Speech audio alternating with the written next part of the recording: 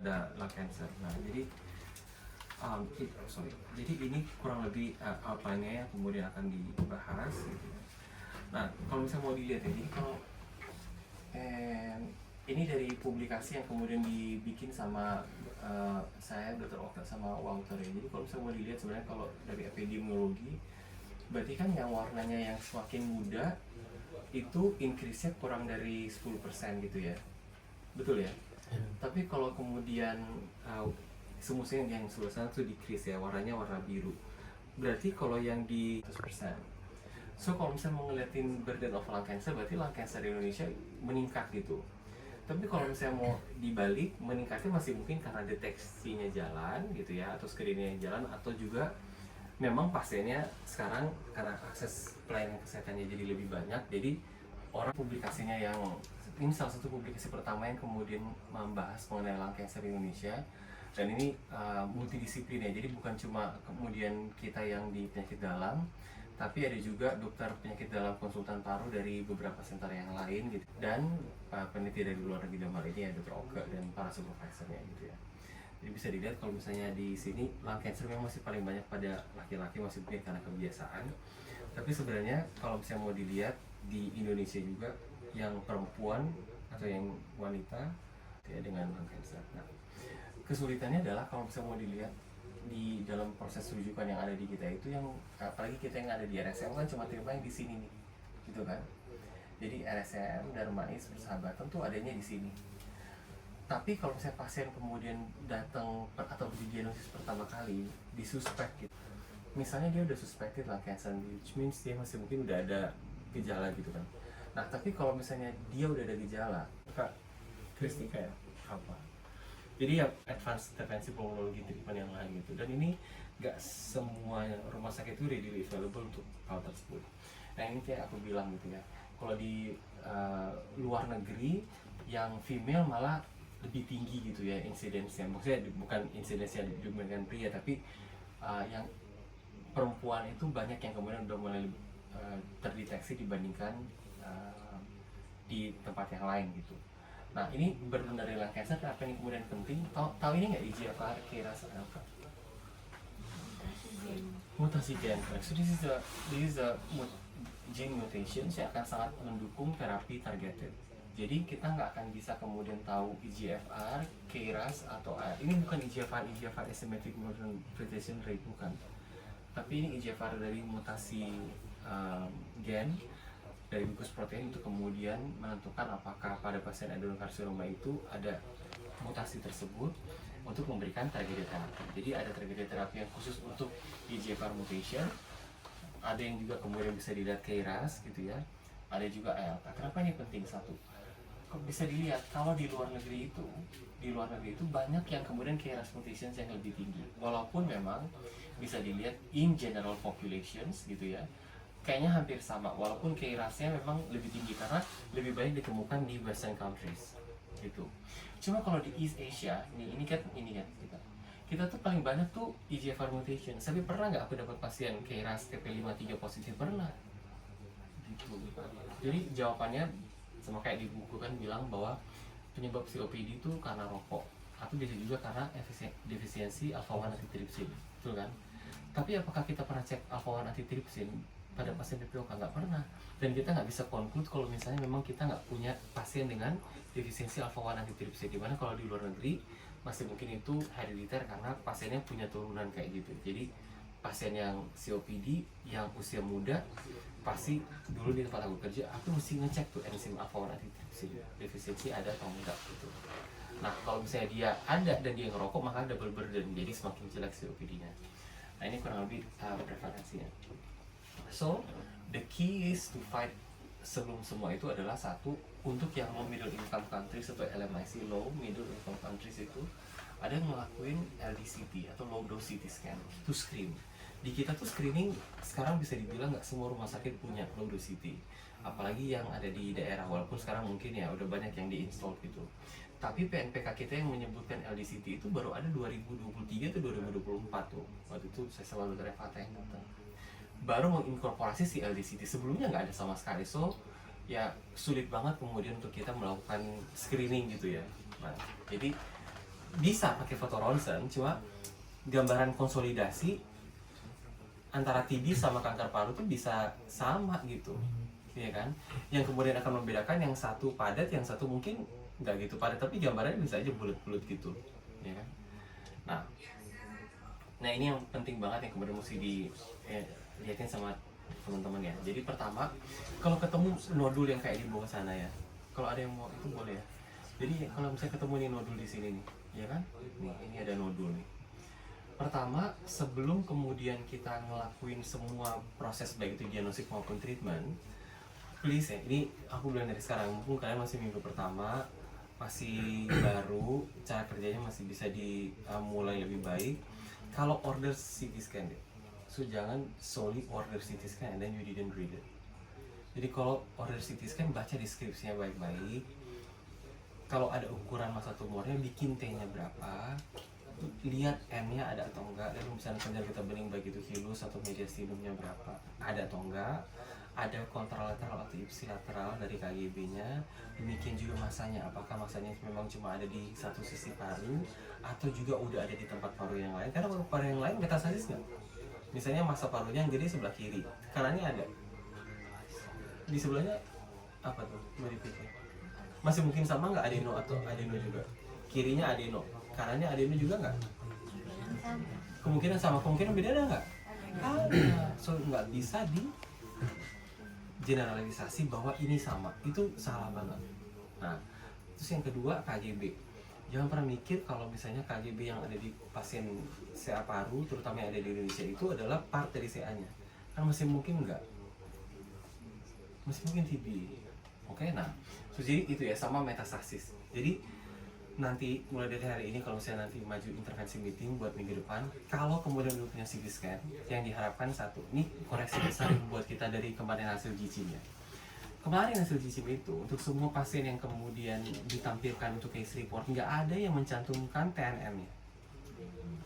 Dan itu si penguji yang dari luar itu Walter bilang dia kaget, kok ini udah ada CT scan udah jelas, tapi nggak ada yang bilang TNM-nya. Kayak kita hidup di luar TNM gitu. Oke? So jadi please taruh TNM-nya gitu. Berapa massa parunya kan udah kelihatan nih, misalnya massa parunya kurang lebih 3 cm atau kurang, berarti T1C. Terus habis itu lihat N-nya. Kalau misalnya N-nya nanti teman-teman mesti baca ya. Jadi ini kan ada stage nih, N0, N1, N2. Kalau dulu yang 8 edition, N2 tuh cuma satu kelas. Tapi sekarang N2A, N2B beda. Bedanya ada di bawah sini nih, yang di T2. Kalau dia kan dia cuma sampai di 3A kan. Tapi yang sekarang, yang di T2 itu udah sampai 3B kalau dia dapat N2B. Jadi ada sub classifications. Ada yang kemudian melibatkan hanya KGB sampai di ipsilateral dan karina. Ada yang kemudian memasukkan yang kontralateral. Jadi itu yang juga mesti penting untuk dicari tahu. Jadi nanti kalau misalnya mau intervensi meeting, mesti tahu di mana letak masanya, KGB-nya di mana nih. Ada KGB yang di ipsilateral aja, which is ipsilateral kan berarti di, misalnya kalau hilus kanan, ya di hilus kanan aja gitu ya. Tapi kalau misalnya dia udah di karina itu N2A atau N2B. Karena lihat deh, beda banget nih kalau misalnya dia N2A, misalnya ya, ukurannya ada di sini kan. Ukurannya misalnya 3 sampai 4 cm, misalnya 3,2 gitu kan. Tapi dia nggak ngelibatin karina. Yang satu 3A, satu 3B. It's a different stage anyway, iya kan? Apalagi kalau misalnya masanya gede gitu. Jadi ini yang beda. Plus yang bedanya juga adalah M. Kalau dulu M1A sampai C untuk multiple lesion, sekarang multiple lesion dibagi. Satu M1C1 untuk satu organ, M1C2 untuk lebih dari 2 organ. So jadi beda. So jadi stagingnya ini mesti jelas. Jadi satu mesti dilihat T1A subdivision yang ada di sini gitu ya, plus N2 subclassification. Saya teman-teman baca mana yang dimaksudkan dengan N0, N1, N2, N3. N0 berarti nggak ada KGB, N1 berarti ipsilateral, N2 ipsilateral plus mungkin subkarina atau section 7, N3 berarti segala sesuatu yang kontralateral. Jadi kalau misalnya massa parunya di kanan, ada pembesaran KGB di paratrakea kiri, atau sebaliknya, massa paru di kecil gitu. Sampai sini ngikutin nggak? Bisa ya? Boleh tanya? Boleh. Kan kalau misalkan M1C1 itu kan sama M1C2 dibagi, dia akan tetap jadi 4B juga kan dok? Tetap akan jadi 4B, betul. Maksudnya itu perbedaannya itu nanti kan tetap stagingnya kan tetap sama, perbedaannya apakah di terapinya? Good question. Nanti di sini ya dijelasin ya. Tapi kalau di sini kan bisa kelihatan bahwa sebenarnya apapun itu ya, despite dia one organ system atau nggak ada organ system atau one organ system atau lebih dari lebih dari satu organ system, dia tetap falls di 4B gitu. Okay? Nah, karena kalau misalnya kemudian proses yang ini nggak, pasien yang stadium awal nih, ini kan kalau yang stadium awal ini dan dia misalnya nggak ada N, dia kan masih bisa surgery. Jadi jangan sampai kemudian memikirkan bahwa oh ya radioterapi itu cuma buat di belakang aja. Radioterapi di setiap stage ada nih, radioterapi paliatif. Tapi ternyata di tempat kita itu yang buat radioterapi ya. Jadi kalau nggak salah angka jangkauan kita itu kurang lebih sekitar 70 sekian persen. Di Indonesia itu secara umum cuma 27, tapi per center kalau di RSM tercapai. Berarti sebenarnya dalam kata lain di Indonesia itu ada banyak juga pasien kanker paru yang semestinya terindikasi untuk terapi radioterapi pada stage awal yang kemudian nggak dikasih radioterapi gitu. Jadi kadang-kadang cuma surgery aja gitu. Untuk kemudian menentukan juga apakah radioterapi perlu kemudian diikuti misalnya dengan terapi neoadjuvan atau enggak gitu. Ya kan? Nah, so this is the step ya. Gimana caranya untuk sampai ke sini? So jadi step yang itu tolong diperhatikan benar-benar nih sama teman-teman. Jadi kadang-kadang datang ke kita masih pakai foto ronsen biasa gitu ya. Tapi kemudian mesti CT scan dengan kontras. Yang membedakan masa sama TB cuma itu doang gitu ya. Nah kemudian PET scan. Kalau misalnya dia memang bisa surgery terutama untuk yang stage 0 atau stage 1 gitu ya, maupun stage 2, kemudian bronkoskopi, baru kemudian yang lain nanti kita lihat in detailnya kayak apa. Nah pemeriksaan IHK mesti ada, EGFR mutation juga mesti ada untuk targeted therapy sama PDL1. PDL1 itu singkatannya program that ligand 1 untuk dilanjutkan terhadap pemberian kemoterapi sensitif atau targeted terapi gitu. Bisa yang obat yang diberikan apa? Pembrolizumab. Oke. So ini sebenarnya mungkin nggak perlu teman-teman sekarang pahami gitu ya. Tapi kadang-kadang when we define masa kayak gini gitu ya, masa kayak gini, kadang-kadang kita susah nih untuk nentuin. Kita cuma biasanya nanti kalau udah mulai ikut intervensi meeting, teman-teman akan sangat sering mendengarkan, apalagi yang nanya narasumber, ini masanya padat atau enggak, berapa HU-nya. HU-nya tuh maksudnya Hounsfield unit untuk mengetahui dia HU padat atau HU yang semi solid gitu, atau cyst gitu.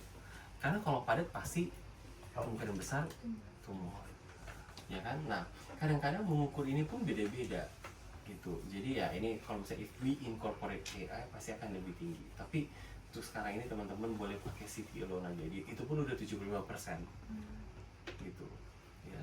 Oke.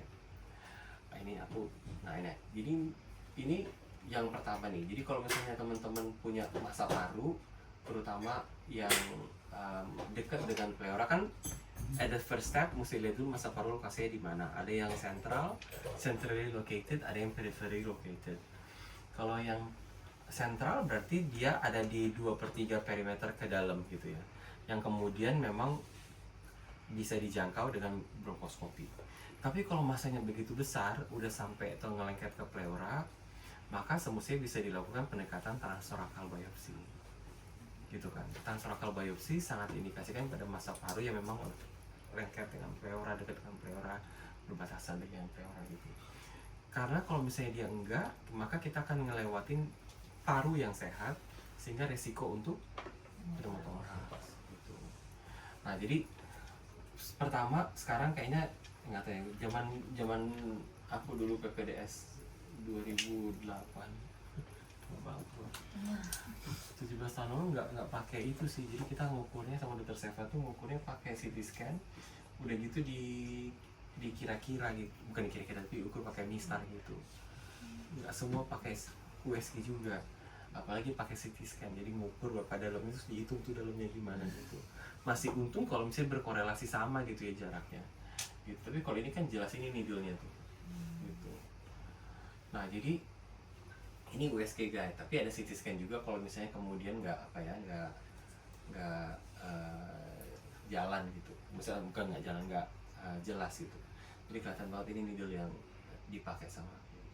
Jadi ini namanya transtoracal biopsy sama transtoracal needle aspiration. Jadi dua-duanya mesti dibikin. Oke. Nah next tadi yang berarti yang perifer kan, yang perifer yang kemudian bisa dilakukan pendekatan percutaneous. Ya kan? Nah, sekarang kalau misalnya masa parunya kayak gini gitu ya, berarti kan kalau misalnya di CT scan dia nggak ada di perifer, dia semestinya adanya di sentral gitu ya.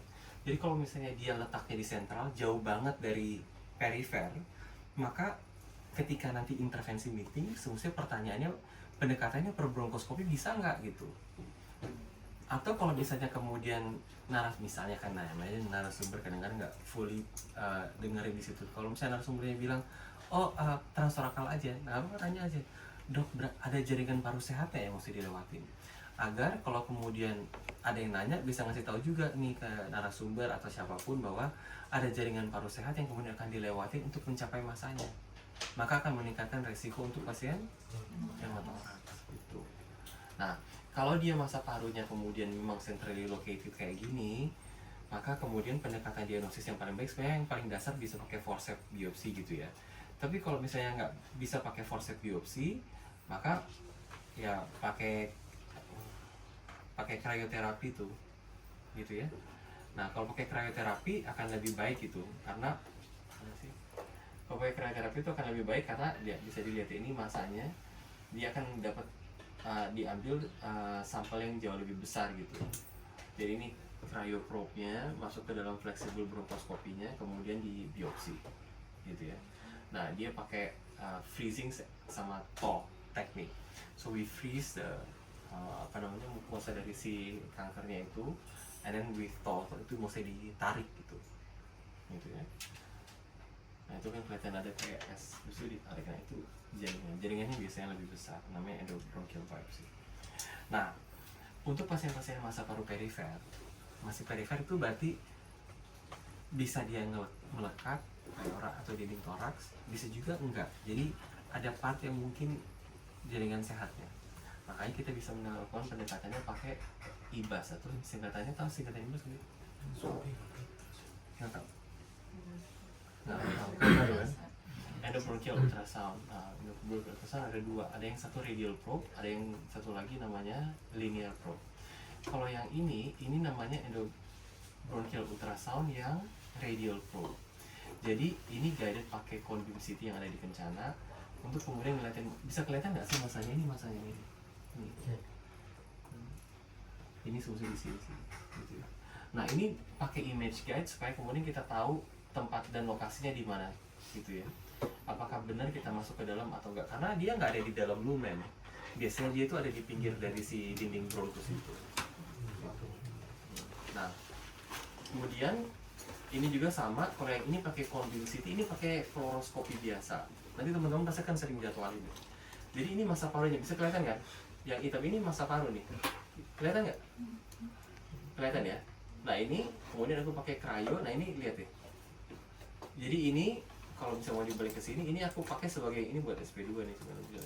Jadi teman-teman kalau misalnya nanti bikin tindakan kayak gini, kalau bisa screen-nya di split dulu. Jadi satu dijadiin sebagai reference, ini yang live nih, ini reference kan? Ini reference, ini live. Jadi kita bisa tahu bahwa posisi kita di mana. Kelihatan nggak kalau yang tadi cryonya ketarik keluar? Ini kan cryo di dalam nih, ya kan? Kemudian setelah itu aku tarik keluar nih, lihat.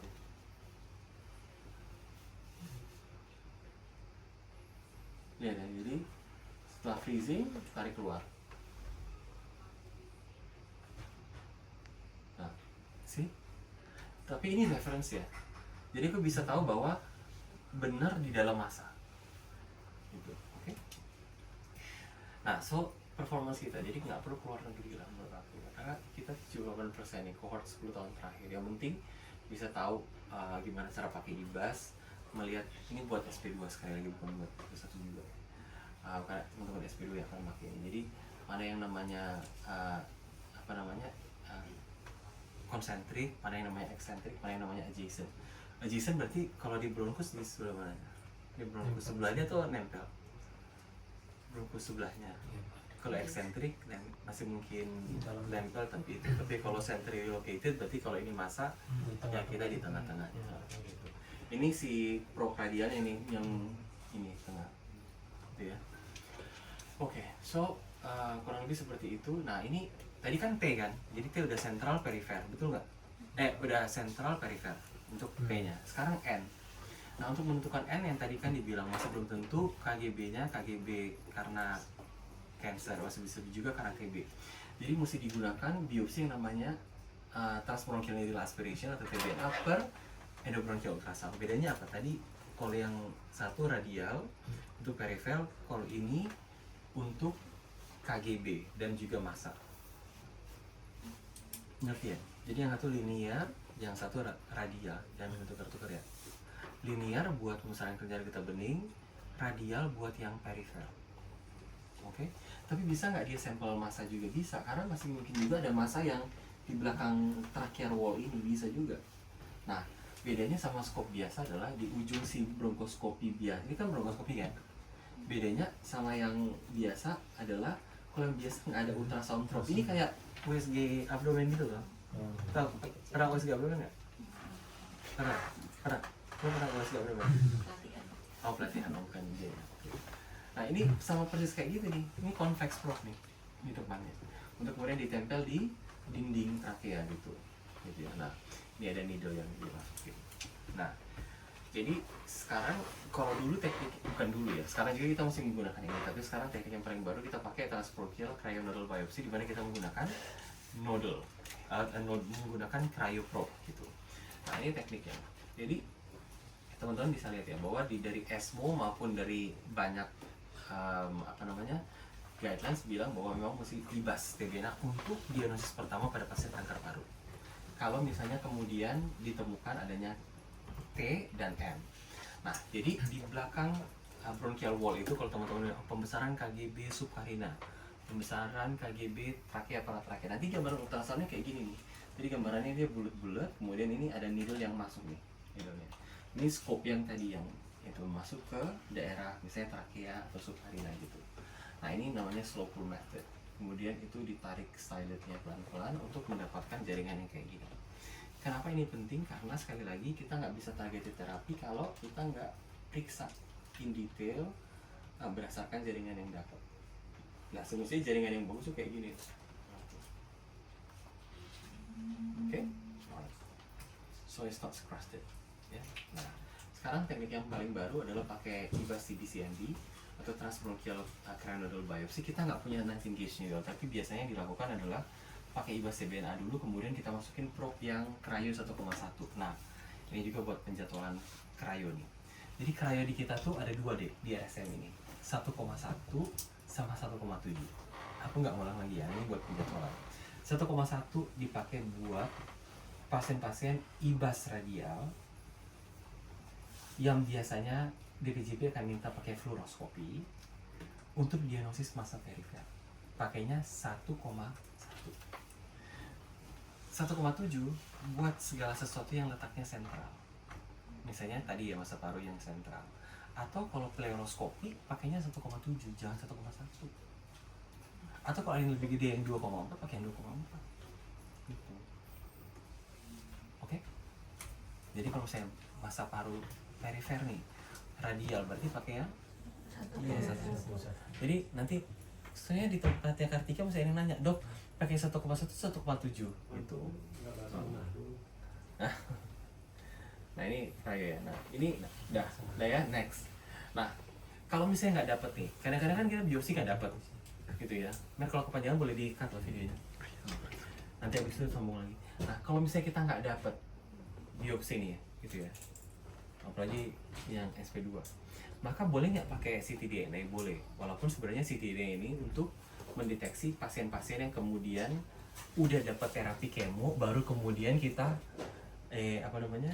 evaluasi gitu untuk melihat circulating tumor.